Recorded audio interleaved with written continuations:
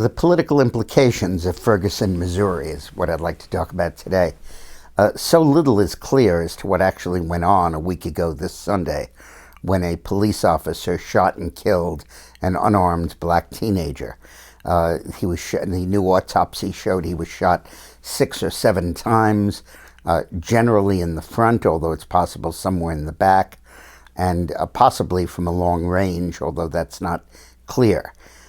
With the facts being so murky, this still could go either way in terms of a public consensus on the matter. But there will be a public consensus, and it'll embrace both blacks and whites. And while blacks may shade to one side and whites to another, the underlying factual structure of what went on will deeply influence both sides' opinions.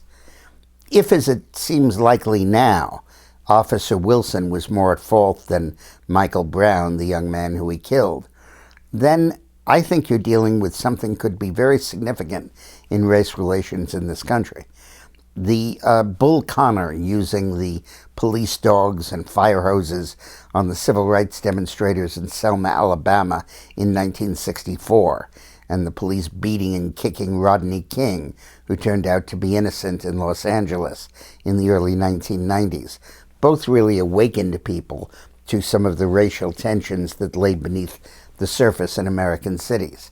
And the militarized response of the police in Missouri, the use of SWAT teams, the routine use, it seems, of tear gas and rubber bullets and the like, and the shooting a boy who was unarmed, who at worst was being busted for walking down the middle of the street, and perhaps for a robbery of a cigar box from a convenience store a few hours earlier, strikes one entirely as overreacting.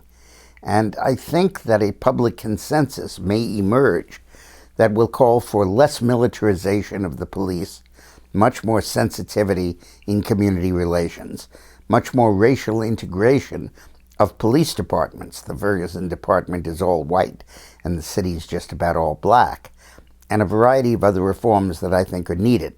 I hope we do this without emasculating the police and without abandoning things such as stop and frisk that are very important.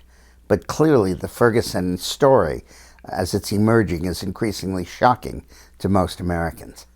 Thanks for watching.